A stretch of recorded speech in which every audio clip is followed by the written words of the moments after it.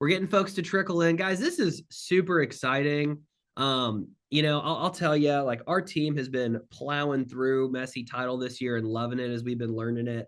So it is such an honor when we get the OG of the space all to ourselves for a little bit to get to ask him any and all questions. The format for today is I have a bunch of questions prepped, some that you guys had sent me ahead of time, some that I just went ahead and wrote up on my own. For everybody that stays till the end, we actually have a big announcement and a big old freebie that's kind of sick that Logan's generous enough to give all of us. So I would really recommend staying until the end. We don't know if we're going to do a replay yet or anything. So I would really recommend sticking on if you can. And then if Logan's got some time at the end, we'll do a little live Q&A with folks. Right, Logan? Do it. Sweet. All right, guys. I will tell you a couple of things as I love running these. Number one, I like people being interactive. Okay. So everybody that's here, would you start by just letting me know where you tuned in from in the chat? All right. I like people being interactive. So let us know. Where are you coming from? What was that? New Jersey. There you go. Wisco, baby. My wife's from Wisconsin. I love it. Columbus, Ohio. There you go. Utah, New York, Ireland. Not for long, Kieran. Get your booty over to the States, baby.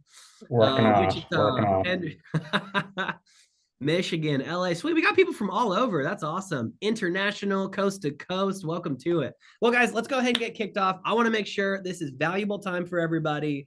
Logan was generous enough to give us 90 minutes on the calendar. I want to make sure we respect that. So let's go ahead and get him introed if you don't know him. I'm not sure. You must not be on social media or the internet at all if you haven't heard his name at this point, because this dude has just continued to blow up. I mean, I thought he was big when I started talking to him back in 2023, but you just continue to talk on more stages, pay more for ads, man. Your social media rocks. You're out here doing these reels in graveyards and porta potties and whatever it takes to teach people how to make more money and take care of their own families. If you don't know Logan, he's based out of San Antonio. He's been doing these messy title, curative title deals for over a decade now. They're on track to do over 200 deals this year. They're going to sell over 25 million in property and end up with 8 figures plus in gross profit. So if you're not doing 8 figures in your business, I would highly recommend you tune in and take some freaking notes, y'all. So Logan, I know we're here today to really break down how you're doing average deals between 40K, 150K, how all of you guys that are here live can do deals just like this. You're a beast, man. Welcome to the community. I appreciate the time. How are you doing today? Good. That is a hell of an intro, Ajay. Thank you. I got you, man. I'm nothing without a good introduction. Well, why don't we just get started off with some of the basics, man? You know, people like myself have been jumping into messy title. I'm hearing rumblings like crazy around the space. Yeah. I'm seeing people from land, from the house world, from all over that are jumping in. Why do you think so many people are coming in to the messy title, curative title world? Ajay, it's funny you say that because if you didn't ask why, I was going to turn around and say, why do you think? Real estate investing is not easy, but a lot of folks look at it and say, I can wrap my head around this. Like if you've got a job or you have a business and you want more, everybody goes to house flipping, there's wholesaling, there's all this information out there online, and it's a way to earn your income, possibly start a new business. It's hard to go start a tech company. It's hard to go start a manufacturing company, but like we live in houses, we see them. They're kind of simple, and you look at that and say, well, maybe I could go flip a house. Maybe I could go sell a contract. It's really not that complicated.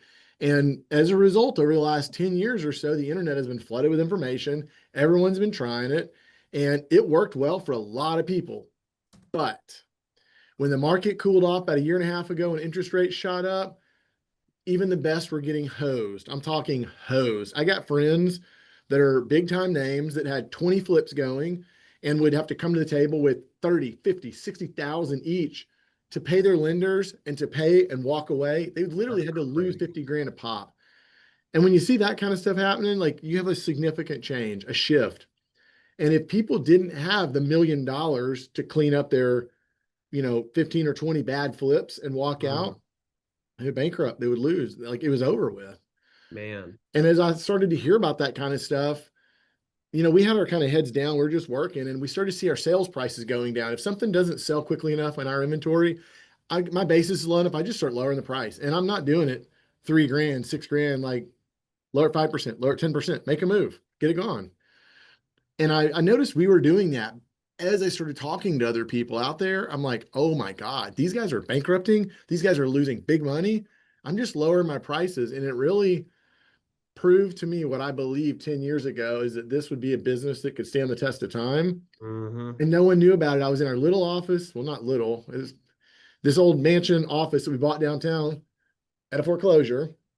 And we're just pumping away deals and putting money in the bank and improving this thing. And when I started talking about it publicly, everyone's like, what is this?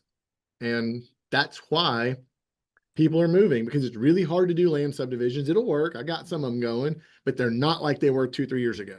Right. All those projects are tough. This business is still kicking ass. We're still growing. We're making more money. Banks still give me more money than I could possibly need.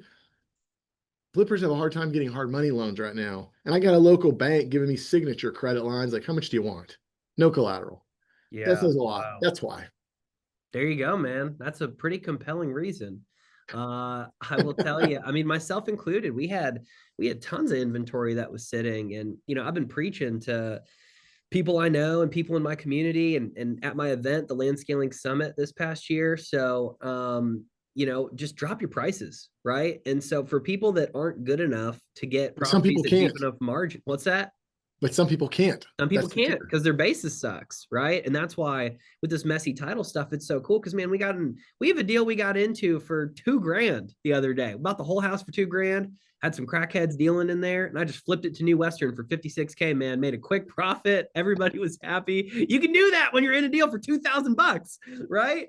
And so it's cool. But Logan, let's zoom out for a second because I think I can't believe there's 93 people live with us right now. That's nuts. But we got enough new faces that I don't know in here that some people might not even know, like, what is distressed property acquisition? What is curative title? What is messy title? We use all those terms interchangeably. Could we just pause for a second for those that don't know? Could you just define it point blank, layman's terms for us?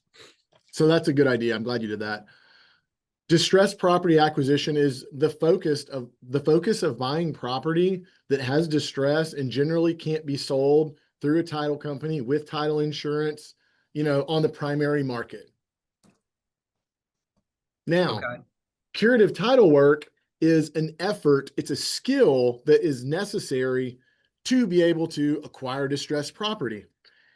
And that's a really wide skill. It's got legal skills, it's got negotiating skills, it's got actually it has leverage skills, I guess. It wouldn't normally, but curative title work means you're curing a defect.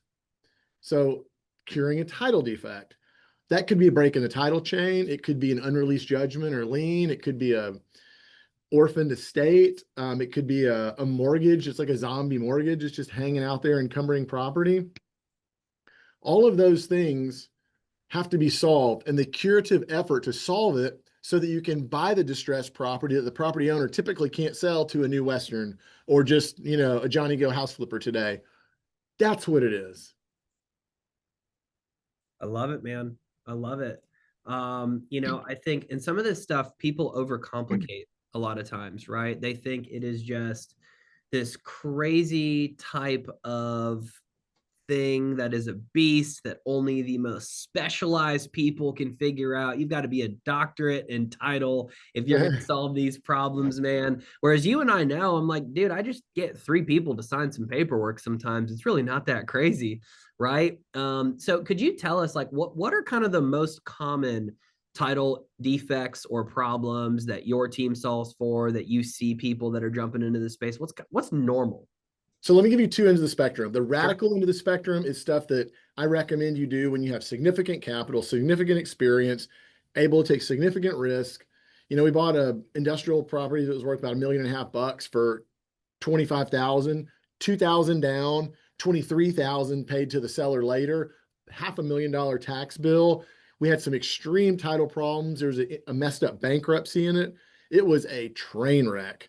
We were able to contract it, postpone the tax sale by threatening to sue the tax authority or at least file a restraining order against them because they made procedural errors in their foreclosure. Postpone that, got a hold of a neighbor, asked some brokers, found a buyer, literally closed and resold the thing in 18 days. We made about 450,000 bucks, I think is what it was. It just closed a few weeks ago. That would be on this extreme end of it. We spent $2,000 out of pocket and 10 grand cash total and made about 420. That would be complex, larger margin, extreme. Now, on the other end of that would be three fighting siblings who don't live in a vacant house and don't give a shit, and it's got 20 grand in taxes, and you pay them 5,000, 20,000, whatever, something like that. Buy it subject to that tax debt, leave that tax debt there, and then you go sell it to a new Western maybe, or a Johnny House flipper. And then now you're in it for what you paid for the deeds and maybe 5 grand in legal for paperwork or negotiations or something. And then when you sell it for, let's say 150 grand, you spent 20, you've got maybe another 20 or 30 in taxes, so that's 50. And then the remaining, 100 grand, maybe minus realtor fees, gives you 90 left. That would be a really we have started to see as a business grows, margins can shrink. So like very large business, like a massive construction company runs on a 5% to 8% margin.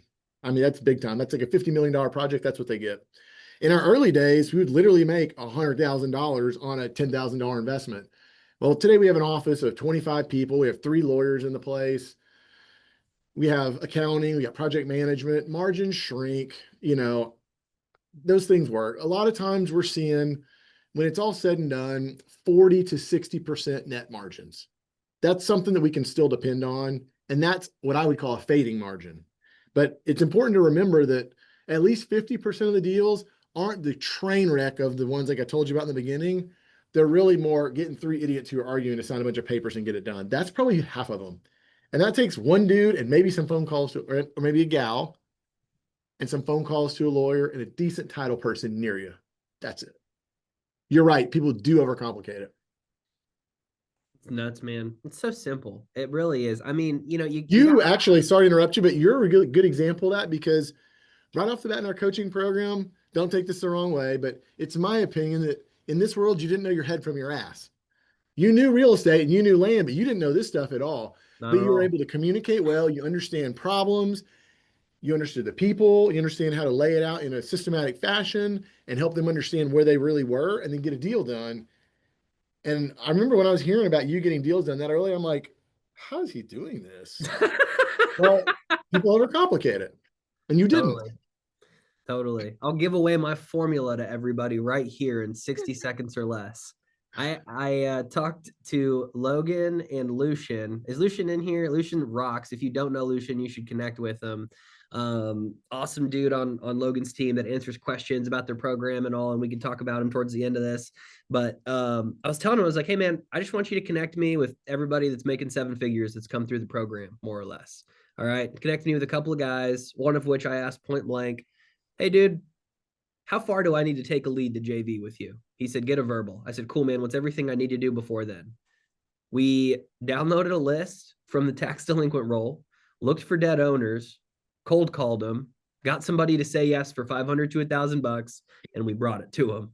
And that was it. I was like, I need the 0 to 1. I don't need to know what happens after, because I'm not risking my money, my attorneys, or any of that. Right. And so I was like, least risky. I'll pick up a phone, I'll make the dials. And we actually, I remember, man, we were so aggressive. I remember we jumped in and I was like, hey Logan, like I know the program starts in about a month. Could you just give me all the courses? And like I'm like ready to go, man. I want to lock up my first deal before we get into it. I need to make sure I have questions day one, because I'm a little crazy like that. So it was fun, man. But I'll tell everybody here, like, it's pick up the phone, and like Logan's got a ton of members on his team you can JV with and make it real easy. So we'll talk more That's about finding dead people, Jose. But Logan, yeah, please, you're about to add that's why I something. think you did well, because one of the gaps we find is people are afraid to talk on the phone because they don't know all the legal yet. They're not really sure what to say. And I remember the way I understood the way you're operating is, look, it's still a property. Yes, it's a piece of a property, but if I can work with the people and help them understand, I'll solve whatever the problems are and I'll take it off their hands cheap enough. I don't even need to know the problem, the solution yet. If I'm buying it for $500, who gives a shit? You can lose it and it doesn't matter. So I think you understood that and were willing to make those offers without needing all that information and complicating it. That's why I think it got really easy for you. So that's the skill, just like you said, just get on the phone and talk to people quick, make offer. It was that simple. And I'll tell everybody live, y'all actually broke the Zoom. We upgraded it ahead of time, but it for whatever reason capped us at 100. So I just dropped another couple $100 so that we could get more people in here, because I had so many banging in the waiting room. I haven't had that happen before, but when we hit the 100 mark, it freaked out on me. So we just paid for it though. So we're back up, baby. Now more people can get in. So tell your friends if they told you they were on the outside, that's what it was. If you were wondering what I was clicking around for there for a second, that's what it was. But no, this is awesome, Logan. So to drill down on that, man, let's zoom out for a second. I actually want to touch on something that I think scares a lot of people. So almost everybody here, at least the names that I know, we're all in real estate, right? And so we get these what we consider messy title deals and we throw them away. We're like, dude, there's a lien or a judgment or an ownership issue. Could we focus on liens and judgments just for a second? And could you actually tell me, Logan, like what types of liens and judgments are negotiable versus non-negotiable? I think this is something that people don't realize. You can kind of create money out of thin air when you know how to do this. So I'd love to hear your 2 cents on it. Usually involuntary liens are negotiable. Voluntary liens are usually not. So what I mean by that would be like a mortgage, that's voluntary. You signed up on that thing. Chances of a lender negotiating that down is very low. Taxes, that's voluntary. You accepted it when you accepted to own the property. You ain't negotiating the tax debt, just not happening. The involuntary ones are like, I don't know, let's say someone didn't pay their credit card bill and they got sued by Amex and there's a judgment out there encumbering their real estate. Let's say someone got evicted from an apartment and there's a lien out there. Sometimes the construction liens are voluntary and those are pretty easy to deal with. The credit, another way to explain it are the creditor liens. Those are really good ones, but you're talking about like cities, municipalities. Code liens are easy to negotiate a lot of times, especially if they're older. But when you get away from the real estate for a minute, somebody just said, I wish Medicaid liens were negotiable. Dude, those are easier than creditor liens. Dang. But we won't get into that here. That's part two. Dude, yeah, we've made crazy money on those deals. First thing I'll tell you is in a lot of states, there's actually not a such thing as a Medicaid lien. There's a Medicaid debt claim, but they don't file the lien. And the only venue they have to collect is in the probate courts and only within 4 years of the date of the death of the decedent. The only reason you guys get stuck paying them a lot of times is when the deceased owner's heirs go sell the property, the title company knows their heirs and they make them file out a Medicaid claim form and they send it out and check. If those folks aren't selling it, title companies never send that. And if it's beyond 4 years, there's no probate, there's no venue for them to collect. So they don't. Anyway, so all right, I just saw that and thought I had to throw that out there. Where were we No, going? it's good, man. It's good. The question was on judgment and liens and what's negotiable. Okay, let's back out for a minute. So let's talk about a creditor. A creditor might be somebody who, I don't know, credit card, or like another one we see a lot is if someone gets a loan for a car and doesn't pay it and it gets repoed. Well, Toyota Motor Credit, for example, will go sell that car at auction, and the difference between the mortgage or the loan and what it sells for, the difference of that's what they'll sue for, and they'll get a default judgment most times. So there might be a $15,000 Toyota Motor Credit lien against Ajay, but when he tries to sell his property, it's not indexed to the property, but it's caught. Well, let's think about debts for a minute. When somebody owes you money, like you loan someone today and they're supposed to pay you back in 4 days. If you call them on the 5th day, you got a much better probability of collecting from them. If they didn't have it and they're going to check with you later and it's the next week and 4 weeks, if it's 6 months later and you loaned them that $40, what's the probability of you collecting that $40 6 months later? You ain't getting your $40.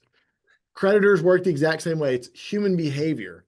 So when you've got a judge, most of these judgments and liens or the judgments are good for about 10 years in a lot of states, 10 to 15 years. When you're on the early end of that, creditors won't negotiate because they know it's so young, they'll probably get their money.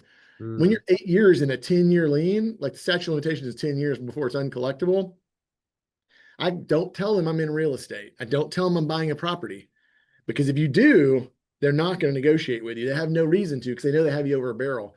I call them and say, look, my name is Logan. I'm a debt buyer. I noticed there's a bunch of Toyota Motor Credit debt you have recorded here in Bear County. That's where I live. I'd like to make you an offer on only debt that's greater than 8 years. The first one on my list is this one. This one's older than 8 years. It's $19,000. I give you $2,000 for it. You'd be Wow. shocked how many times they agree. Now, Really? yeah. So the key there is you just buy the debt. You're not asking him to release it. Title wants it released.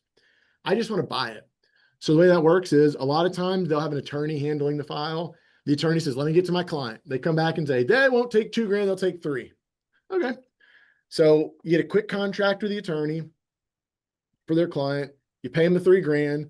They file an assignment of the debt or assignment of the lien, the judgment, whatever, in the land record. So there's an abstract of the judgment and then an assignment from Toyota Motor Credit to you or me.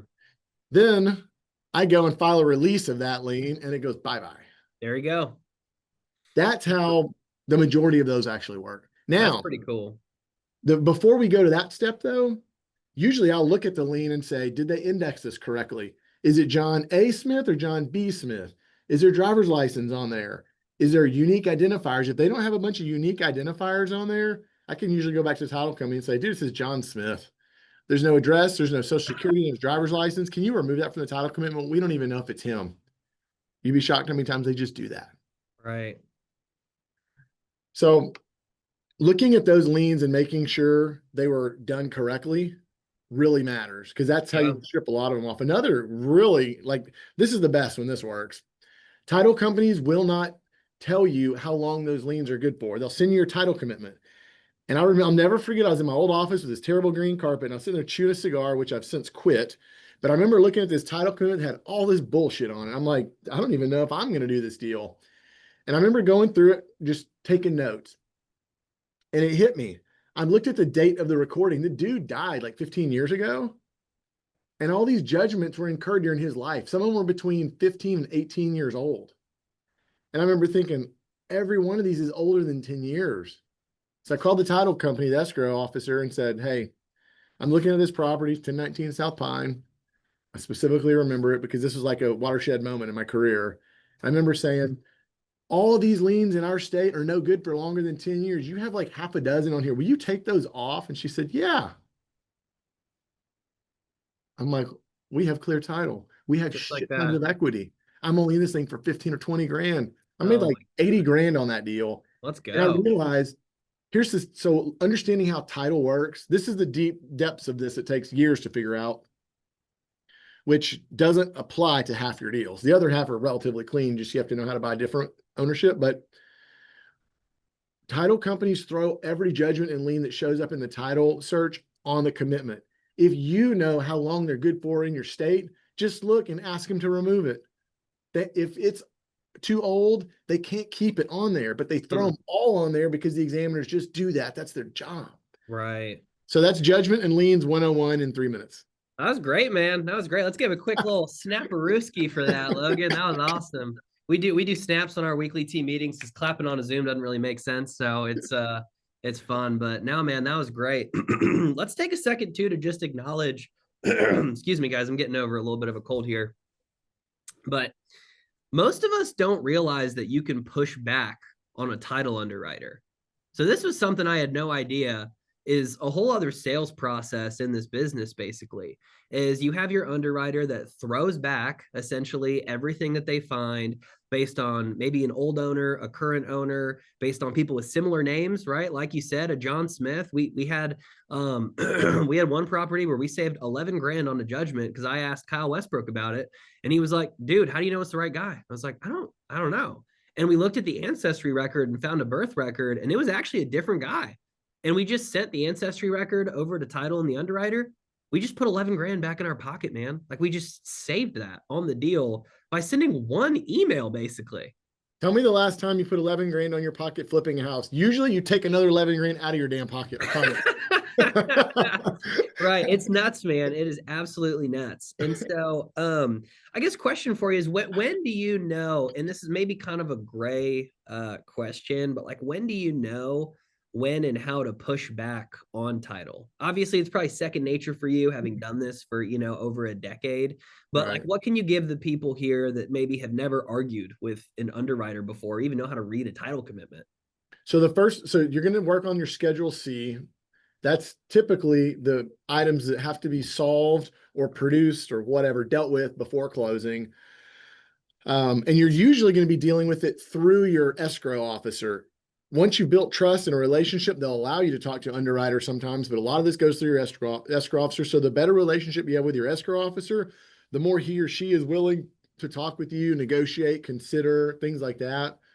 And I'll tell you, we've got the advantage of AI today. So if you go into ChatGPT and ask it about any of your judgments or liens, how long are they good for? Like, what does it take to get this resolved? You'd be shocked at how close it can get or how much good information it will tell you.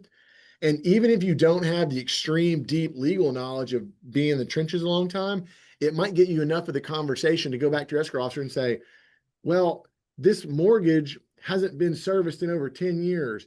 And the maturity date of that mortgage was 12 years ago. So it is no longer statutorily collectible by the lender. Can you ignore that mortgage without a release? Right. I had to dig in the law books for years before we had this kind of resources, but you'd be shocked how much curative work you can actually get from chat now. It's crazy, man. Chat will point you to specific statutes. So like even especially if you ask it to, we had a deal we were working on another day where we needed corrective deeds done. And funny enough, our attorney on the deal told us we needed to get new signatures from our heirs. And I was like, that ain't gonna happen. Do a And correction so instrument. yeah, so I went into the statutes myself and found that it was a non-material difference, basically. And we were like, we just need to notify them. We don't need I like pushed back on it thanks to some chat GPT. So it's funny, but like you got to be smart enough to know what you're looking for, right? And know what you're reading for and be able to dive into statutes. I can tell you before we got into this messy title stuff, Logan, I was never looking at statutes, man. It's pretty funny to think So here's the about. interesting thing though.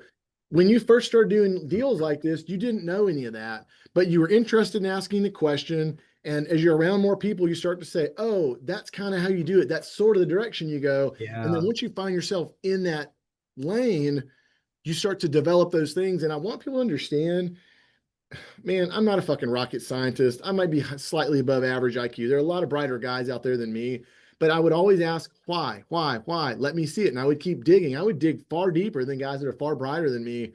And I'm not saying you're not bright because you're bright, but thank you. My mom says so too. but that's how you came to that conclusion. And now you understand the process of asking the questions and looking a little deeper. And it makes it a lot less intimidating when you can do that.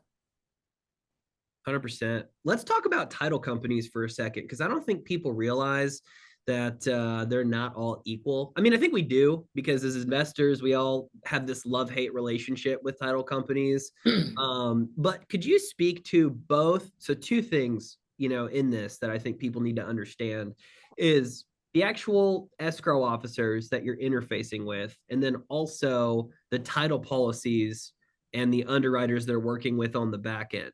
Who are you looking for intentionally when you're trying to find the right vendor, Logan? I know you've promoted Montiel with First Option that you've done tons of work with.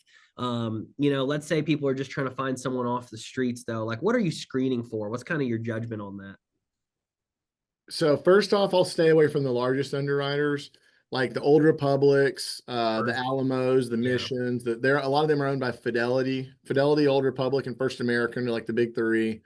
I'll stay away from those because, well, let me back up for a minute. So title insurance is the only insurance that's based on like known risk. They can go look at the title history. They can go backwards and look at the facts, and they can make a very good decision. That's why it's not mega expensive. All other insurances are based on an algorithm or a forecast of what possibly could happen in the future based on what you know about the past. That's different. Title insurance isn't forecasting anything. It's looking back and saying, instruments in the land records, documents, probates, all this stuff. What do we think about all that? So it's interesting because it's a very unique type of insurance, much lower risk typically. Um, but when you get to the really big title insurance companies, they will take zero risk. yeah, And you think because it's all document, it's zero risk, but it's not. When you start to get to some of the mid-sized to smaller title companies or insurers, underwriters, they'll take a little bit more risk. So for example, what I said earlier about the mortgage, it hasn't had a payment 12 years and it hasn't been, and the maturity date was 12 years ago, it's greater than 10. If I'm going to like a Fidelity, who's one of the biggest title insurers in the world, if I go to them and say, look, just ignore it, delete it from your title commitment, they're going to say, no, I don't give a shit. What if that bank comes back and makes a claim? And I'm like, statutorily, they can't. And they're like, but they could still file a lawsuit. I'm like, well, you're right, but they're going to lose. And they're like, right, but you're going to make a claim if they do. And that puts us at risk. I'm like, but they're not. And they're like, they might. That's when they say, forget it, go get a release or we're not going to insure it. And I say, I'm just going to go get an easier deal with title company. So when you go with a title company that's not the biggest, like most developed title company that doesn't care if they grow their book of business, that's what you're going to get. When you go just below the top ones, anywhere in the middle and below, they're going to be more willing. They're trying to grow their business. They're trying to make more profit, and they're willing to say, we'll take that risk a little bit more. So they would allow that to pass. So those are really big differences. And I know that sounds like a lot there, but the way you find that person is you first find an escrow officer that you get along with and it's easy to deal with. One of those knuckleheads that does nothing but commercial real estate and hoity-toity and all that shit, that ain't going to get you anywhere because, yeah, right. You need someone who's willing to talk to you. They're going to communicate. Like, Totally. they've got to be open. So you start there, and then I ask them who their underwriters are. What do they do about problems? So that y'all don't have to spend a ton of time learning the hard way, because that's what I did for years until I built the relationships. The good news is you can ask people in this space and get darn good referrals because Right. it's starting to grow. That's what I would recommend instead of doing what I did and beating your head against the wall for 40 years until you start to build a network. That was hard. And there's a So lot of inventory that I had that was sitting until I found the solve. You don't want that. yeah, I want to touch on something you said because I think, man, I think in like just like process and risk a lot of times, right? So like people who have learned any of my sales processes know that like every action, every sentence is all with probability in mind, right? So like how do I optimize the probability of this desired outcome of us doing business together, right? If I call people more times, they're more likely to pick up. If I ask them and make an offer more times, they're more likely to say yes. If I, say this sentence instead of this sentence, they're more likely to comply, right? In the same lens, when you're thinking about title companies, you said something that I think is so important. Their job as the underwriter is to limit risk. So the question then becomes, what can I do as a customer to help the title company limit their risk? And that's where, if we go the extra mile, and I found Taylor on my team's wonderful at this. She'll share our family trees, our ancestry records, extra documentation. We'll get supplemental affidavits. Anything that would make the underwriter feel like this is less of a risk will more than likely get them to comply. So you got to understand the game you're playing. I've heard it's the same with judges. We've not done a lot of lawsuits yet because we're just still newer at this. But my understanding is that at the same lens, a judge's goal is to not get overturned or appealed later, right? So what can I do to de-risk this situation for them? Can you just speak to that? You're talking about risk and trust. And there's risk, but when the person trusts you, the risk is or is perceived to be less. I mean, if you're one of those people that's just being hard to deal with and cranky and you're making questions like, well, what if we just leave them? Like if you're making statements or propositions to the escrow officer, like, well, I know there's 6 people, but one of them lives in Mexico and hadn't been here in 12 years. What if we leave them out? Saying shit like that will get you blackballed faster than you can blink. it goes back to like, do the right thing, be a good person, don't try to cheat, and communicate those things well. And if you do those, some of the comments you made earlier about like curative affidavits or producing ancestry charts, things like that, you have clean hands, your palms are up, like you're giving them everything you got. You're showing them that you're working hard, you're digging, you're not trying to hide anything. You want to help them and support them. And when my kiddo does that to me, I trust that kiddo over the other 3 more at the moment. When a person in business does that to me, like that's the person I want to work with because I can count on them. Totally. Dude, this is relationship 101 with a little technical in it. Yeah, absolutely. So I want to start to shift gears here a little bit because we're about a third of the way through our time together, Logan. I think there are a lot of people in this that have gotten some of these deals accidentally, right? We talk to a seller and it's like, oh snap, there's an issue, and maybe we learn how to solve it. Maybe we've tossed it out because we don't know, what the heck we're doing. Yeah. Let's take a second, man. How do I go and find this stuff intentionally? How do I seek it out? How do I pull the records or look for liens and judgments? Or how do I find dead people, man? I've been to a graveyard maybe or been to a funeral, but I don't think that's what we're trying to do. So can you give the people some guidance on how to actually find this stuff? There's a couple really easy ways, but make a little story out of this. I Please. remember around 2017 or so, I was going back and looking at all my deals from the year. And I would get deals from green wholesalers. Those were always layups because they underpriced them. And I could just buy them and put them on MLS and make money. I love those. The curative ones that required all these hassles, those were really good ones. And then anything else kind of sucked, basically. So I remember looking at those two and saying, okay, green wholesalers, those will age out of the market as folks get sophisticated and it'll be hard to find. That's coming. The other thing is these title problems and ownership problems. Whoa, how did I find all those? And I started to look across all of those deals from the year and I realized every one of them was a multiple owner situation. It was a tax lawsuit. It was a mortgage lawsuit. It was a creditor filing something against somebody, siblings suing each other. And I realized, okay, where are these train wrecks listed? And I started to find there's an indicator of all these train wrecks in the land records. Some kind of filing or flat out delinquent taxes. That's a great indicator. And I thought, well, at the moment, now today we're very sophisticated and have all kinds of stuff to pull data. But at the time I thought, hold on a minute. Every one of these deals I did is delinquent in taxes. Well, I can buy that list for like a couple $100. Let me work that for 2018 and see what happens. That was the year that my business took a different direction. That was absolutely by far the most money I'd ever made. And I literally pulled a delinquent tax list. Now I hadn't built a model and systematized it yet. I was kind of flying blind, but a large portion of the deal of the people that I were calling were in problems. And that's when I realized, okay, I think I'm onto something here. Okay. So I want Oh, oh, go ahead. here's the other one. When I would get burned out and I was like, God, this has been a tough week. I'm going to go get out of the office on Friday. And I would just call wholesalers and escrow officers that I knew and said, you have any deals that can't close? If I'd call 20 or 30 of them, I would always find a deal in there. They didn't want Wow. to fix the problems. They would abandon them. I'd take it. That was the easy, cheap way. That's that's cool, man. Putting a little elbow grease and let them come to you, right? So I want to get really just like tactical for a second for folks that might be a little bit newer. So tax delinquent lists, I call the county clerk, say, hey, let me get a list, right?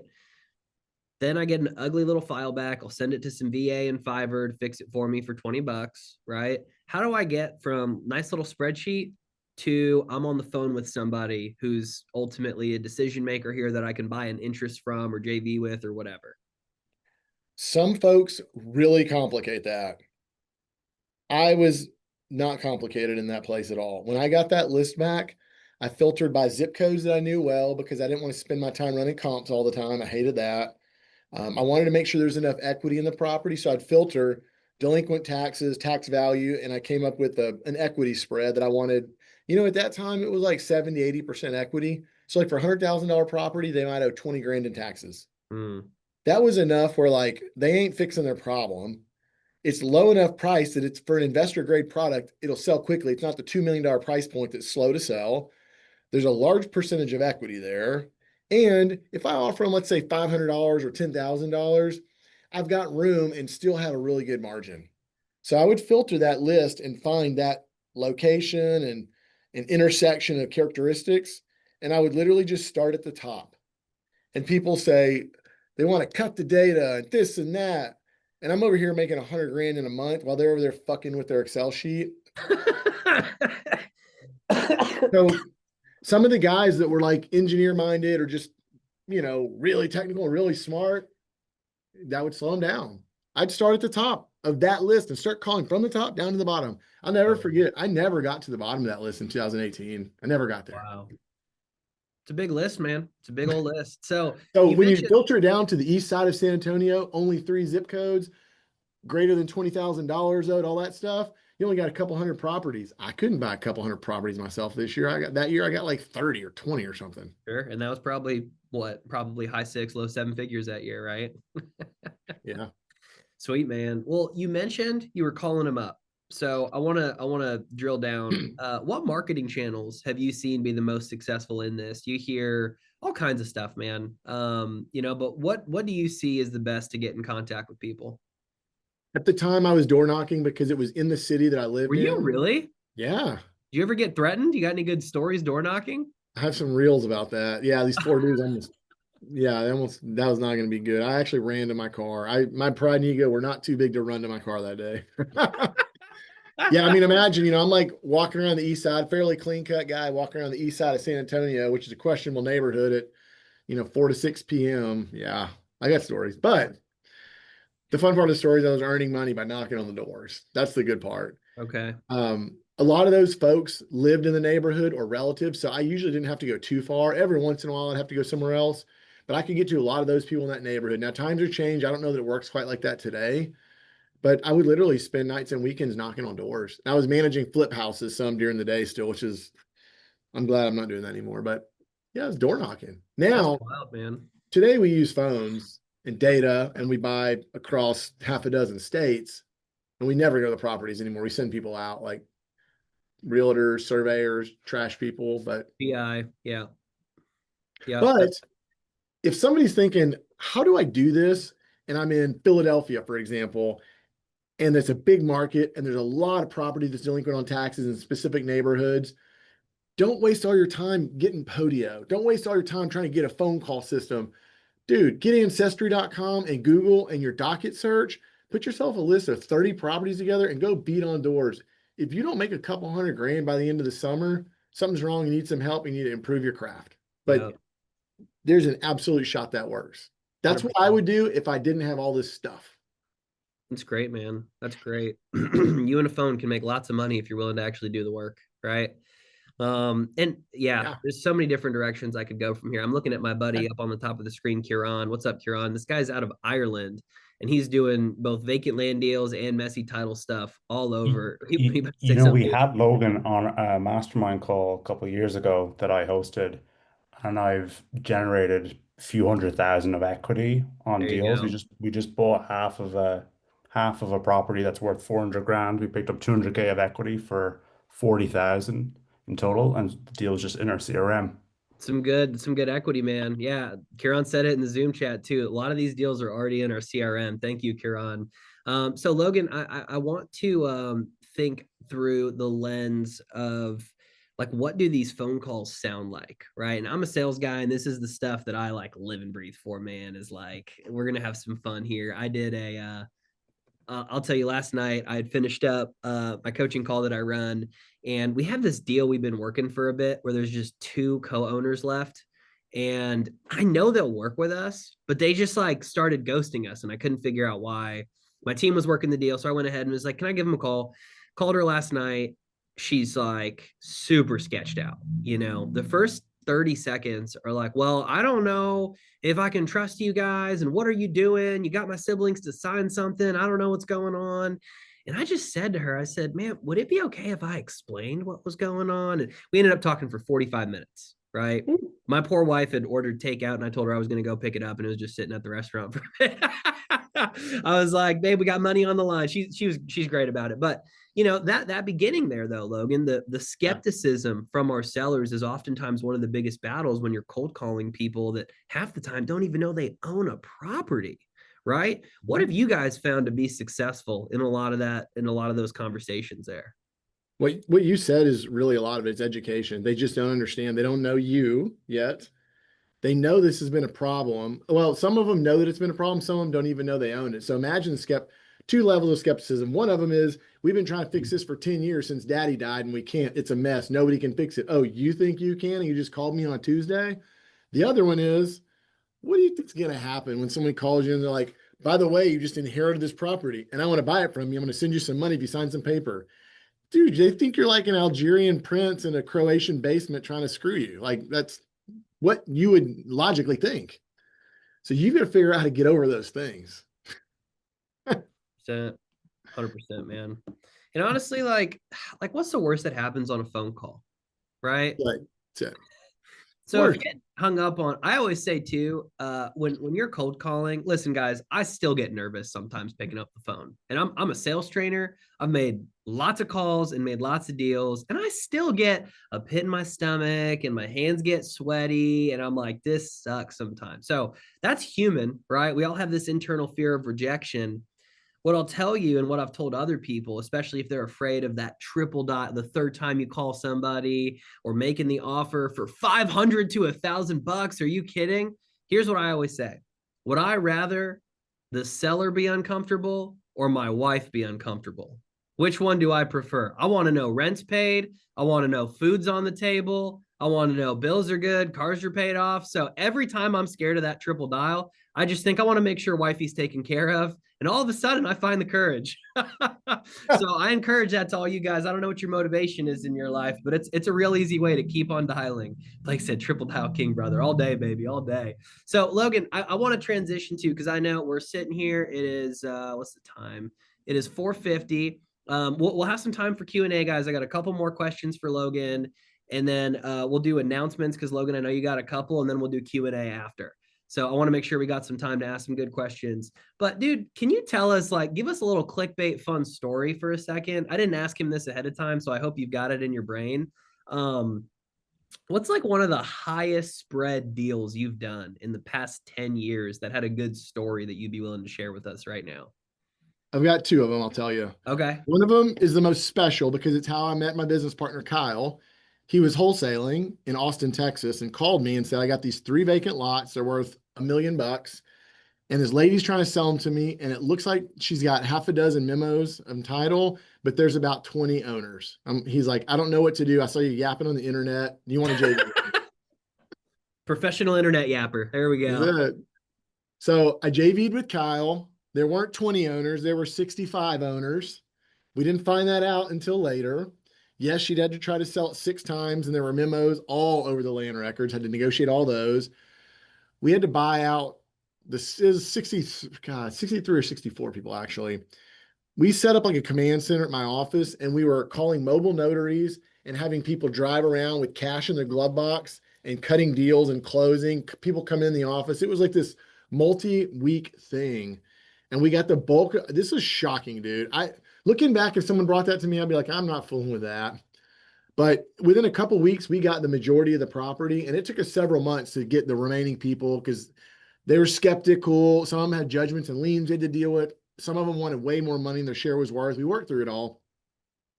When it was all said and done, we were all in that thing. There's $80,000 in delinquent taxes, so we had to pay that off. And our total spend, we spent what's 250 minus 80? 170. Wait, which way did I go? 130, 170, 170, I think. 170. We spent 170,000 in purchase money across all the owners, 80,000 in taxes. So we're in it for 250. We sold it for $1 million. I thought it was worth $1 million. It wasn't. It was worth $1,250,000. We sold it for $1,250,000 and netted. Actually, it was a little more than that. We netted a hair under $1 million on that deal. Guys, drop a yes in the chat if you want to manifest $1 million deal in 2026. Give me a yes. Give me a money sign. Give me something. Yeah, here we go. Logan's dropping another one. He said, let's go, Want some more of that? All day. Come on, bring them. Let's go. So there's that one. As funny as it sounds, it was relatively smooth. We didn't have like nasty litigation. We're just dealing with people and negotiations and time. The other one, I'll tell you, we signed the settlement agreement, I don't know, a couple of days ago. Jordan Johns is a business partner of ours. He came to our coaching program a few years ago and said, I want to build the front end of the business, not the back end. I'll go do acquisitions. Y'all do the legal and the capital. We did that. Jordan shows up, I don't know, 4 months ago. He's like, I got this deal. It's an administrator, one person. He can sell us this property, and I think it's worth $1 million. We can buy it for 130. Actually, let me go back. At the time, we didn't know about the probate. There were 3 owners. Okay. We believed he thought we were around a couple 100,000 to buy it, 150, something like that. So we start buying out owners, 30,000 and 30,000. Then we find out there was a probate file that we'd missed. We think the property's worth about $1 million, a little under it. The appraisal district said it was worth. So at inception, the appraisal district, I think, said it was worth 500. So that's what we thought at the moment. We figured we could spend 250 and still make 250. Okay, we'll do it. As we get into it later, we run comps and determine it's worth $1 million. We're like, whoa. But then we find out a probate had been filed and there was an administrator. So the deed we bought for 30,000 was worth no money. That was to a beneficiary that was cut out of the will. I'm like, oh, damn, we just burned 30 grand. Luckily, we cut a deal with the administrator because a tax lawsuit had been filed. They're about to lose it. We bought the administrator for 130,000. So now we're in it for 160. Okay. That gives us 100% title. The deed we got's worth nothing. The administrator deed's worth 100%. We're getting ready to go pay the taxes off. We send a trash out company out there. We're like, dude, we're about to make $750,000. Here we go. We get a letter from a Oh large no. multinational white shoe law firm that says No. you committed fraud. Whoa. We're like, What? whoa, whoa, whoa, whoa, whoa. But that's what they do. Okay. They had all this list of shit. And we're like, no, we didn't. Get lost. Well, 3 or 4 days later, we get a lawsuit that says all those same things, but it names me individually. Oh my It gosh. collectively includes all of the companies and says they're all partnerships under a brand name. And then it says we committed fraud. And during those pleadings, we found an appraisal that the estate had produced from a year and a half ago that said the properties were $2.5 million. And they wanted to sue us for $2.5 million, basically. Oh my gosh. So I'm like, all right, we got a train wreck here. But the good news is we didn't commit fraud. We recorded conversations. We have emails. The administrator that sold to us, his brother was a district attorney who reviewed the transaction. For Really? him, we had an attorney on our side. Oh wow. We did everything right. So the paper trail was pretty strong. And we did nothing wrong. I knew in order to prove fraud, you've got to prove the intent. You've got to be able to prove that they did it. And there was no fraud. So I knew they couldn't prove it, but they're suing me personally. You know, that's not good. $2.5 million. That's not good. So I call a friend over at a boutique law firm out of Austin and say, hey, I think this is bogus, but we're going to have to defend it. Well, we just settled that. And they didn't get what they wanted. They filed a separate non-suit of all of those claims against me, against the ARP group, all that stuff. And ultimately what we did is we settled and decided to split the baby.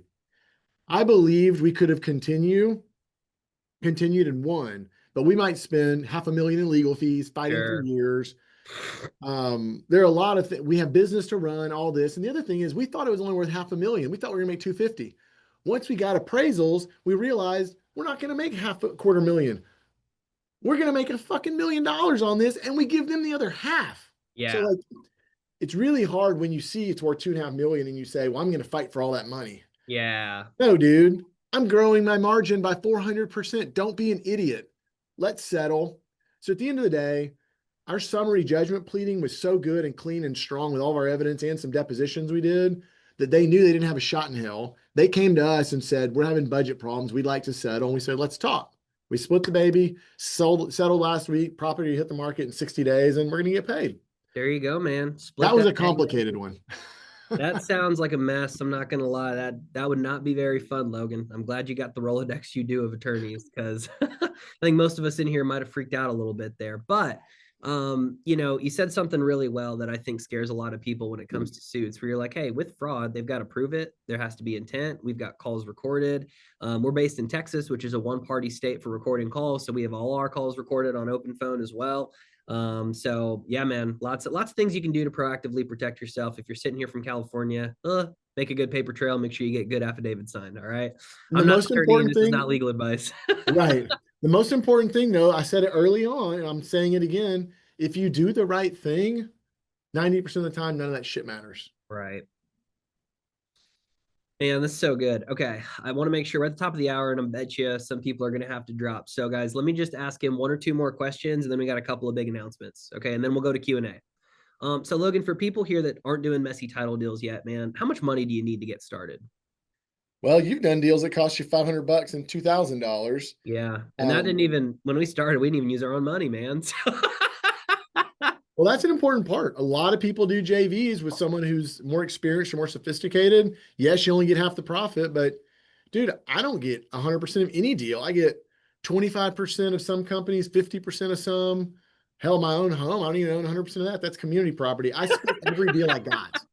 So, and you know what? I'm willing to split that deal with my wife because she's got characteristics that we need for our family that I don't got. Same for a business deal. So, you know, if you've got some cash, that makes it easier. It does. But if you've got the right relationships, do a couple of deals with no cash. Just split it up with people. Find a deal and let somebody else help you finish it. Share it.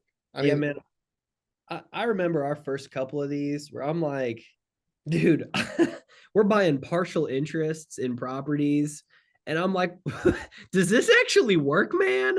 Our partner on those deals, Chris, was ripping these 10 grand checks to these owners. And I was sleeping like a baby because it wasn't my own money. I was like, I got to see some of these full cycle before I can start ripping some 5-figure checks to strangers on partial interest properties. How do you verify a fact pattern, man? It's funny, these first couple of ones until you get comfortable with it. But yeah, work with the JV partner, offset your risk, and honestly learn a bunch along the way, right? I'll tell you on a really good number, if you're going to do these deals and don't want to partner with anybody, you want all the deal, you can go a long way on 50 grand. You cannot flip a house on 50 grand anymore, but 50 grand, dude, you can do deals on 50 grand. And I know that sounds like a lot of money, but man, if you pick up a $300,000 deal for 50 grand, go borrow that money from anybody you fucking can, dude. Like, figure it out. That's what I'll say. 100%, man. All right. Well, hey, we're at the top of the hour, so let's go ahead and transition. Obviously, a piece of good JV deals and good people is networking. All right. So, man, in all honesty, getting to know people, shake hands in person, it's just so valuable, man. People in the land space will tell you, like from 2022 to 2024, I didn't miss a single land event out there, unless it was one of those communities that, little wilder off the cuckoo. But I was at pretty much every land event I could be at, shaking as many hands, kissing as many babies. There weren't too many babies at land events back then, but and part of that, man, is just you build real relationships and you ask real questions. I know you're putting together one of the biggest events DPA has ever seen, and I say that I think you're the only one really throwing DPA events, but you're doing it bigger and better, man. You got 1,000 people coming. Can you tell us a little bit about the DPA summit you're throwing? And I have a link to the event too. I'm going to grab it and just drop it in Zoom here. But tell us about the event, man. So Scottsdale, Arizona. If you can make it in person, it's in Scottsdale. If you can't, we do a virtual option. This will be my 5th year in a row, actually. The first one had 50 people. I didn't know if anyone would come. Wow. It was $50. I was 75. I was like, God, I hope someone shows up. And then each year it kind of grew. As the market changed, more people wanted to come. So every year we've been challenged to deliver new information. And while the space doesn't change a huge amount, what we share and how we share it has evolved considerably. So I use the word event carefully. I would rather say a training. I didn't want this to be a real estate event with 8 different people all pumping their different stuff. And we all go home like we just got pitched. Am I going to pitch you on something? You're damn right I am. But I will not ask you to come and spend your time with me if I don't think you're going to go home with more than you left. I will never do that. My reputation is not worth any dollar amount because I got plenty of damn money. What I care about is my reputation. And I believe it's a fair trade for what I can deliver. So what that is, this year, we've laid it out differently. I think there were 2 big gaps in what we were delivering, which was the sales part of it and the research part. We would share the entire process. We would share financials. We'd share how to get deals, how to negotiate. But I believe the 2 big gaps we had were research and sales. You, sir, will help us fill that gap in with the acquisition sales part of it. So we've got about an hour of you. Jordan Johns, who, in my opinion, I would probably put him neck and neck with Kyle on researching. He's a little nerdier actually than Kyle at it. We've got about an hour long of that. So when people ask, how do you get that lead? Where do you find it? What court document are you looking at? What do you get out of it? Jordan spends an hour doing that. Then we've got some other sections of time about how to vet deals, how to structure them, because it's a little different than structuring a 70% of ARV house flip. We have an expert panel at the end, and then I've got 2 sections personally. I just talk about what the business is like, what it's like to run a business, why I do it, the reasons I think it's great. And unfortunately, I came up with a great idea for a section after lunch that was better than last year, and I can't remember what it is, but it's on my agenda. But you know what? I'll tell you this. I don't really love to say this, and I've never said this until this year. I will never offer money back guarantee because I've never had to. But I'll tell you what, if you want to come, you want to show up, and if you don't think it was worth your money, I want you to get on a Zoom call with me and tell me to my face. And if you do that, I'll give your money back. How about that? Easy, man. Easy. And I can say I went to the event in February. I brought my whole team. Hoping to do that again, man. It was like such a fun event. You know, it's real, guys. Like, this is not a big rah-rah kind of event. It's real tactical. So you better come with a pen and paper, because you're going to learn some stuff if you want to. There was open mic for Q&A. Like, there was just, you know, you were able to get real help on stuff, and it's freaking cheap, man. What do you always say? For less than a pair of boots or a night out on the town. Logan's got some fun Right. catchphrases. But in all seriousness, I mean, $500, man. Like, do you know how much dumb stuff? Chris Beery would always say, cheaper than a bad night at the casino. He'd say, I've had worse nights at the casino, man. So it's a joke, and it's so cool, man. Were you about to add something? Well, I hate it cutting you off, and I feel like I'm That's doing that a okay. lot I was tonight. rambling.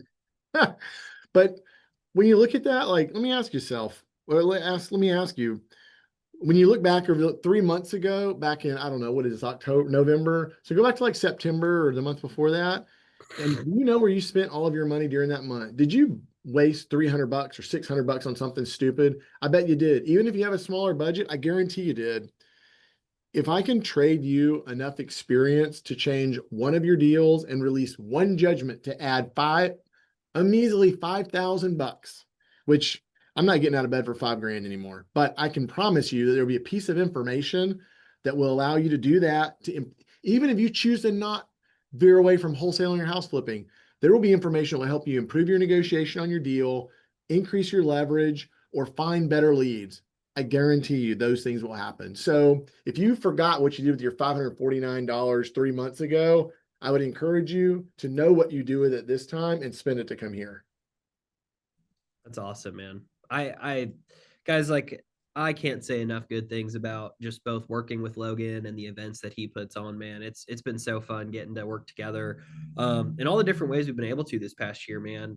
I also know you guys hooked us up, where anybody that does sign up, and I think we've got a code, right?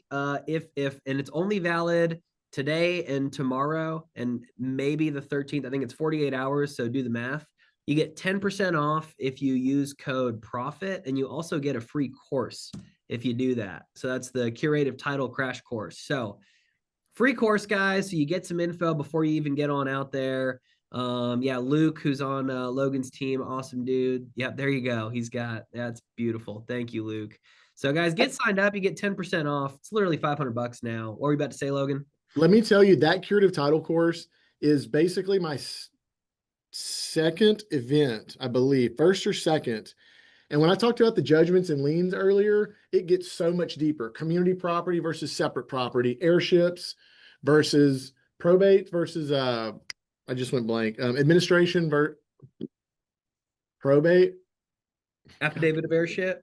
Hold on, Oh, no. I'm sorry.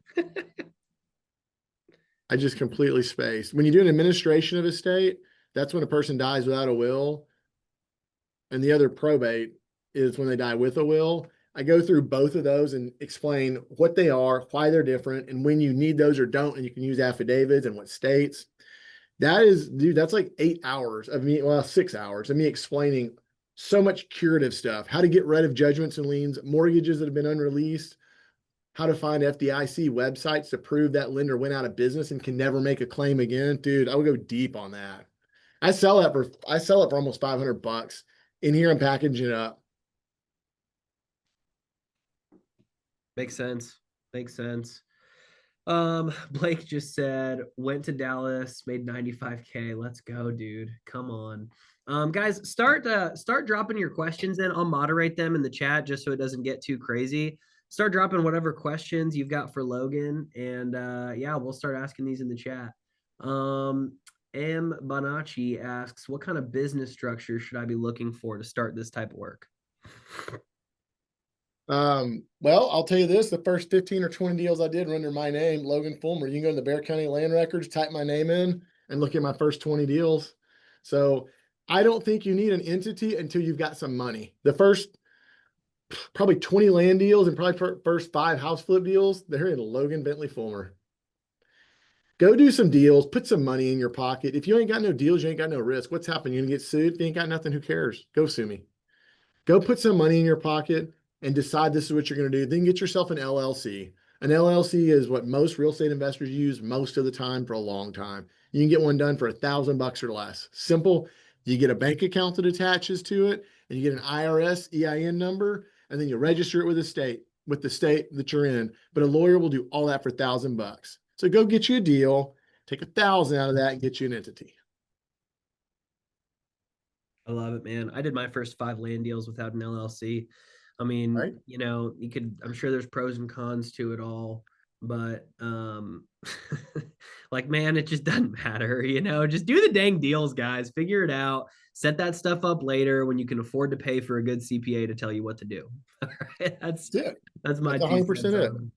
I know you already answered this one. Let's see here. Logan, I attended your 3-day in San Antonio. Will you be teaching anything new this time that you didn't cover then? Ooh, burn. No, I'm just kidding. There's a lot. I think it's a fair question and a good one. And yeah, Logan, so he's in Arizona. Just wants to see if it's worth making the trip again. Ooh. So the first part is the research. We didn't spend a lot of time then doing research. We did a little bit really quickly. We didn't go deep. Jordan will go deep. So we've got a ton of research on that. Mhm. Also, historically in our office, we're not very sales oriented people. We were very technical. So we would call people and explain these problems and tell them, work with me or not. Like, if you want to, great. If you don't, I'm gonna call the next person. And basically we did the takeaway close on every deal. Well, a lot of folks didn't necessarily love that. So we started learning how to become better salespeople. And that's where Ajay's piece comes in. That's 2 hours of our day right there. But we also do on the second day, we have a mastermind that's split up for mid to small size operators and then people who have aspirations to be larger operators. So we actually have a second day that's broken up into like about building and running a business of this and less of like the actual technical. The first day will be technical. So you can pick general admission for the first day, that's full training. The second day is the business. But I'll tell you what, I've never done an event or a training where I'll do the next one and like, gosh, it was just like the last one. That's not going to happen. There's a huge amount of new information. Yeah, I would agree. And not to brag about myself here for a second, guys. But I like to take pride in the fact that I invented a lot of sales process that didn't exist for DPA. And I use the word invented very, very lightly. The point just being, I took a lot of the concepts that I know work in sales and applied them to DPA with very specific subject matter that, you would only really understand if you were doing these deals and talking to these heirs. So, I mean, gosh, Jacob on my team got his first deal in what, Jacob, like 2 or 3 weeks, was it, with you joining the team? This stuff's not rocket science, right? You just got to know who to call and what to say. And yeah, pretty easy. Logan, we got a lot of people asking about JVs. My team does some JVs now. We finally up leveled a bit, man. I know your team does tons of JVs. How can people get a hold of you when it comes to that stuff? If you go to loganfullmer.com, there's tabs on the website to submit. Someone gets back to you within a day, maybe 2 at the most. We do a ton of JV deals, a ton of those deals. Right now, we've got about 70 units in inventory that are JV deals. So we're huge on them.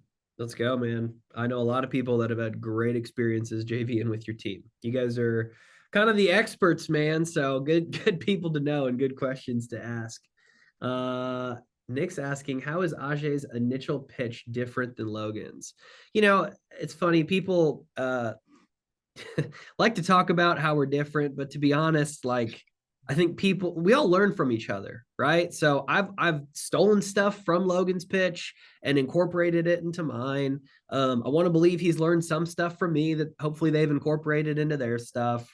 Nick, I'm going to be getting into it at the event at a very detailed level, and I would encourage you to sign up, use code PROFIT for 10% off, and I'll dive into the pitch because there's a whole slew of psychology, and we're really here to talk more about Logan than we are myself right now.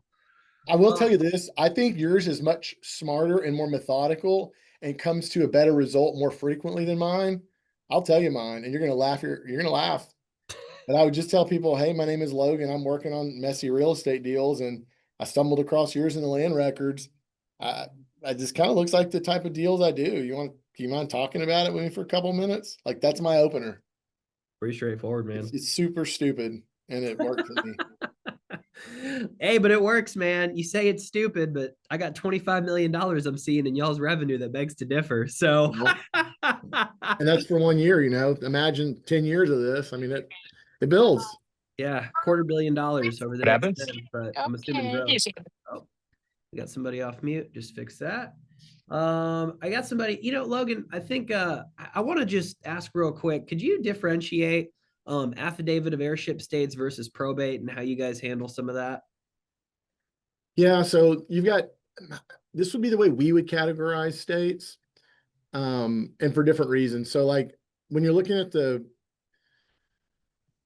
probate process, I guess let's call it the inheritance process is really better. People inherit different ways across different states. So the way laws happened actually is the East Coast was inhabited earlier than the West Coast. People came to the East Coast and spread across. Well, you had a lot of folks bring laws from other countries, and then we would modify them because, as colonists, we were new. We picked whatever we wanted. So, and we used law we were familiar with and modified laws that we didn't want, that we wanted. So you would find some states would have a very fresh look on laws, and some states would copy other laws because it was simple and they could just template it and go. So the result of that was basically probate and probate alternative states when it comes to this narrow part of work. Some states, it doesn't matter whether there was a will or not, the person must do a probate, which means you've got to go through a judicial process in front of a judge to determine heirs at law in the absence of a will, things like that. So you have the probate states like Florida or California, and then you have the probate alternative states like North Carolina or Texas, which allow an alternative to probate, which is an affidavit of heirship. Now, in summary, the difference is in one of them, you buy the deed to the property and file an affidavit of heirship. In the other one, you buy an interest in the estate and then file a probate. Those are two completely different things. Interestingly enough, they do about the same thing, but the timelines are different and the process is different. That sounded complicated, didn't it? I think it was pretty straightforward, but I might be biased at this point, being about a year in, I'm scanning. We started in a state that did affidavit of heirship, so we were the most familiar with that. Over time, we've done more probate states, and it's just a process. Yeah, I get it. We have a property right now. It's funny. We actually got from my acquisition manager, Taylor, her husband's coworker's wife had her mother just pass away in Florida, couldn't afford a probate. And they were like, you need to talk to Taylor. This is what their company does. Ah, Fast forward, it's a probate state. So we basically said, hey, we'll go ahead and pay for probate out of pocket. Single heir deal, super clean. No will, but that's okay because it's a single heir deal. And so we basically had them sign probate docs plus novation docs. So we're basically able to line up a buyer and, close this thing as soon as it's ready to go. But they were so stressed, man, because they had no money to pay for a probate attorney, and every single one wanted a couple grand out of pocket.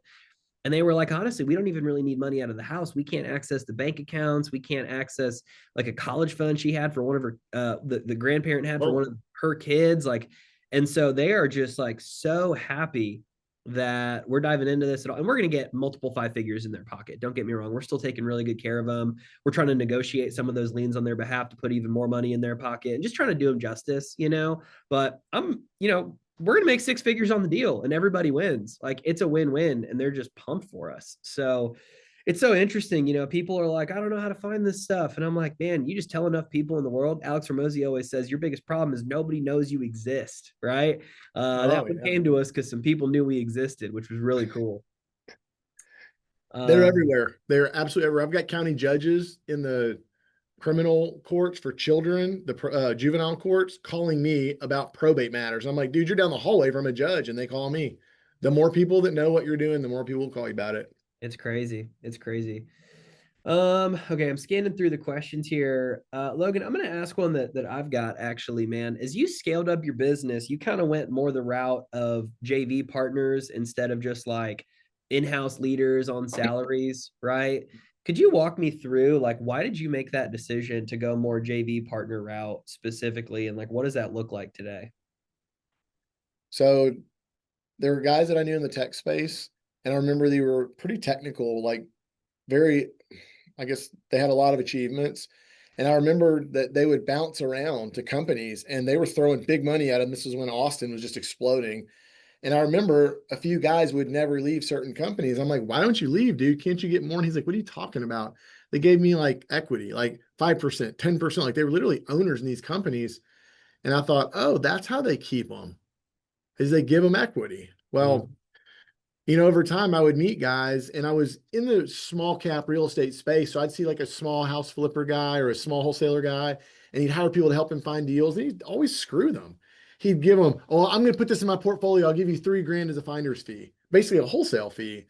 And all these folks that were finding them deals were getting screwed all the time. And we're always looking for a new person to work with. And I'm like, dude, this is a ratty space, man.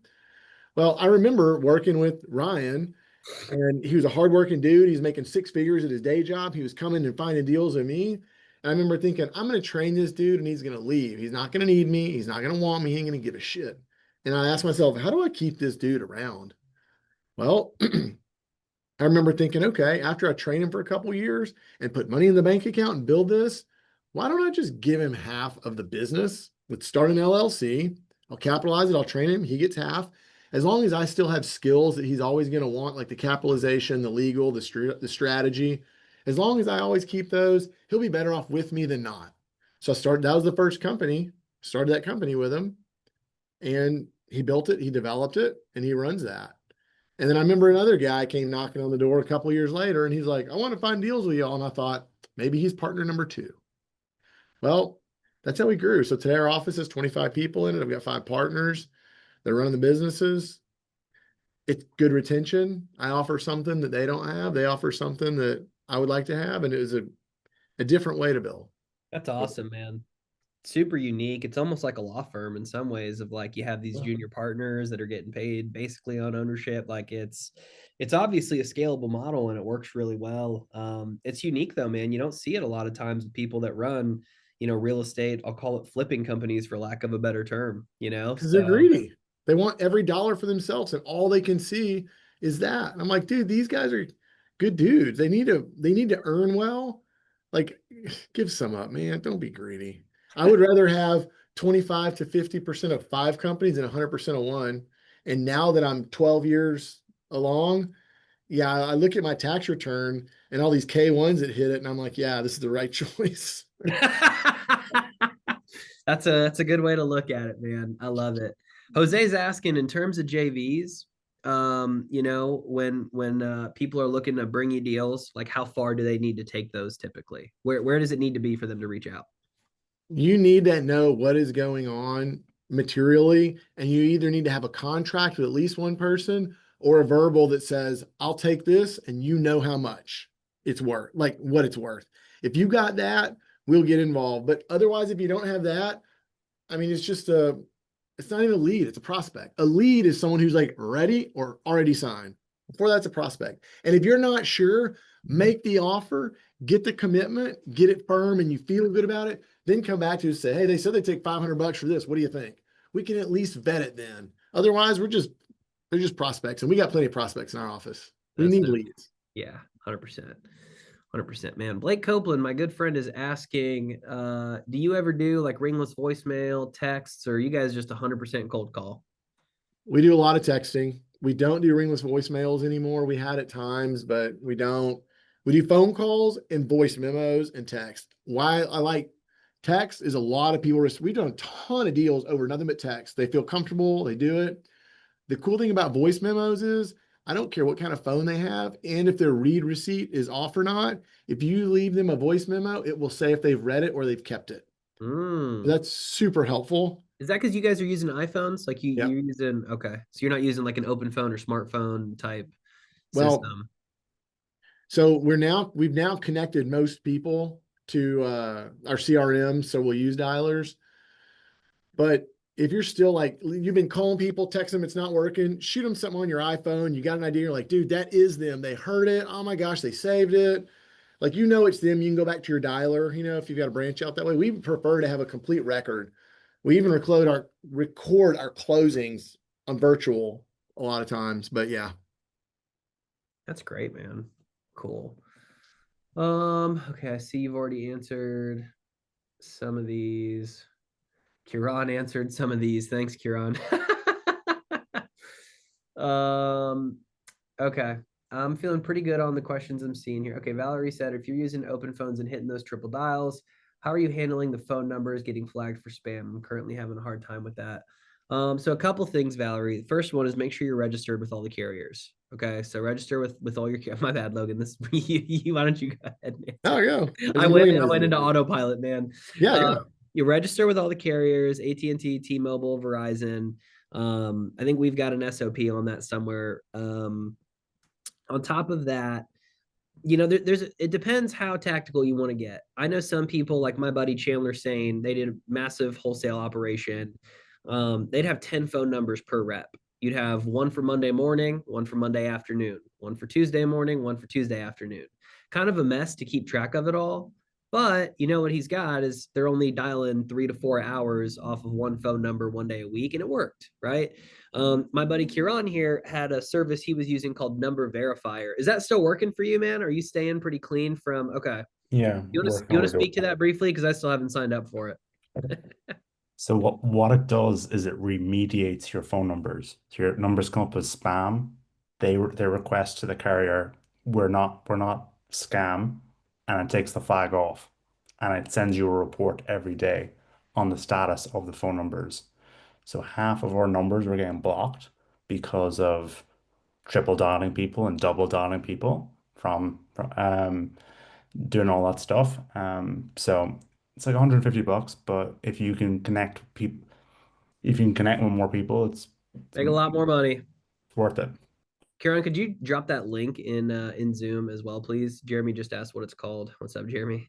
Logan, anything you would add to that of not getting flagged to spam?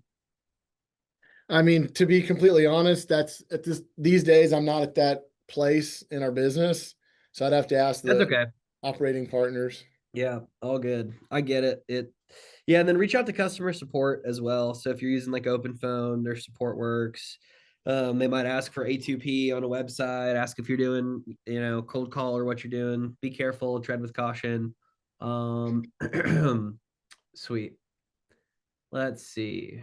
I'm not seeing any other crazy questions. Logan, what else should we be asking, man?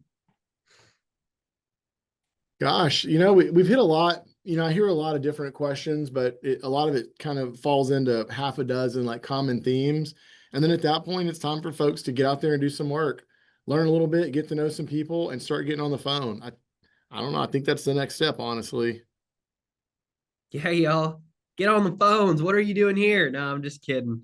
That's awesome. All right. Anybody else have any last questions? We got Logan for 2 more minutes, 3 more minutes if you do. Is your course all encompassing? You just dropped a new one, right? You want to talk about that, or is this not the place for it?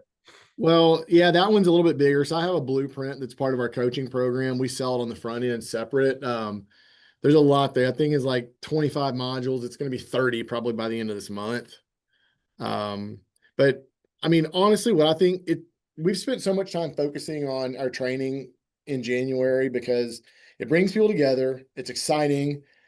It's the best place that I can give the greatest detail and the best overview at the same time. It's literally our general admission day is 8 hours.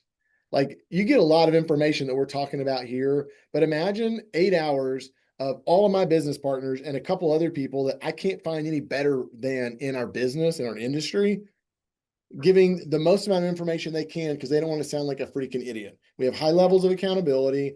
I'm not going to put somebody up there if I think they're going to make me look bad or it's not going to work. So I don't know. I'm a huge believer. I mean, you got guys in this comment right now saying, "Oh, I went and figured out how to pull a deal off on my own." Like, if that's not the best testimonial, I don't know what is. Honestly. Um, Aaron just asked, what's the difference between Logan's book and the DPA event? Good question. It made me chuckle a bit because a book and being in person are just so wildly different in terms of experiences. Not laughing at you, it's a fair question. I think the question's probably around subject matter more tactically, is like what she means by it. I haven't read your book, Logan, because I've met you face to face and been in your programs, man. But do you want to speak to just like subject matter differences real quick? You hit the nail on the head. There is a huge amount of detailed training in our all day training, our event. The book is fun because it talks about business in general, but it also there's a story there. It talks about like a little bit of how I grew up, a little bit of how I stumbled in this business, what was going on in my mind and my heart as I developed this thing. And and how it came to be. And then I do talk about some high level stuff. It's not technical, but it's a really neat intro into like this business and how it came. In person, we have a huge amount of technical. Tons. Not to mention you're shaking hands with 1,000 other people, and half of them are doing these deals, man. So it's sick. Sweet. Da, da, da, da. Oh, okay. This is a good one. Valerie's saying a lot of people are answering and saying they got nothing to do with the house. That's one of my common objections we work with on this. Well, How are do you they? charging? They do. They do. And that's exactly what I tell them. When they're like, I got nothing to do with that house. I say, Logan, that's exactly why I'm calling you, is you've got nothing to do with the house, but you're listed as a defendant in this tax lawsuit. My job is to get your name out of here. So would it be okay if I explain how we do that for the next 3 minutes? Boom, you're back in the sale, baby. That's perfect. That's actually really damn good. Well, thank you, man. I pride myself in that. It's fun, man. You got to play with it. You know what I mean? It's an objection is all it is, and it's one you get for probably every third person you call in this business. You know what they mean is they don't mean I got nothing to do with it. What they mean is I don't want anything to do with it because it looks like a mess and I don't know what to do and I don't want to be wrapped up in that shit. That's what they Totally. really mean in that short sentence. But you reel them in a really tactful way there. Yeah, man, I have fun with it, guys. We'll be talking about just like regular objections, how I overcome them. I've been scheming on this presentation since you asked me to do it, man, which I'm so honored to do. I do not take it for granted that you're pulling me up on stage at this event, man. It's seriously a huge compliment. Yeah, you're good, dude. I care about, like I said, I care about a reputation and I need the right information and the right people. I love it, man. Well, I'll do my best to take good care of the audience that's there. So I hope to see all you guys there. Love rubbing shoulders and shaking hands and meeting folks. Kieran, I expect you out there, dude. What time is it in Ireland right now? 11:30. 11:30 p.m. That's commitment right there, baby. That's awesome. Logan, thank you so much for your time here, man. We had 110 people live at one point. People have trickled off, but that's nuts. I think it's clear that you're making a wave here in the real estate industry right now, man. People know you're an honest dude. You're trying to help. You got real good strategies that actually work and cash flow in today's market. Any last words for the people as we close out here? You know, I would tell people it's not as complicated as you think. It really isn't. I think you need to put in a little bit of work. I don't care if I get nothing out of some events. Bless you. Thank you. I enjoy going and meeting people, getting excited. And I go to events that I know I'm not wholesaling. I go to wholesaling events because I walk away excited. There's a lot of energy, there's a lot of motivation, and I take that away. But I feel proud to offer that along with a bunch of technical. So yeah, if you've got any interest in doing anything here, don't spend that $500 on a pair of boots. Come see us. I believe in it that Right, much. man. Exactly right. Luke just dropped the link again too, guys. Use code PROFIT if you're signing up for the event for the next 48 hours. You get 10% off and a free course. Kind of a banger deal. So hope to see you guys there. It's going to be a lot of fun. Scottsdale is a cool city. Reach out if you guys are going to be there in person. Would love to see all of you. Logan, thank you again for the time, man. Appreciate it. Got it. So till next time. Thanks so Thanks, much, y'all. everybody.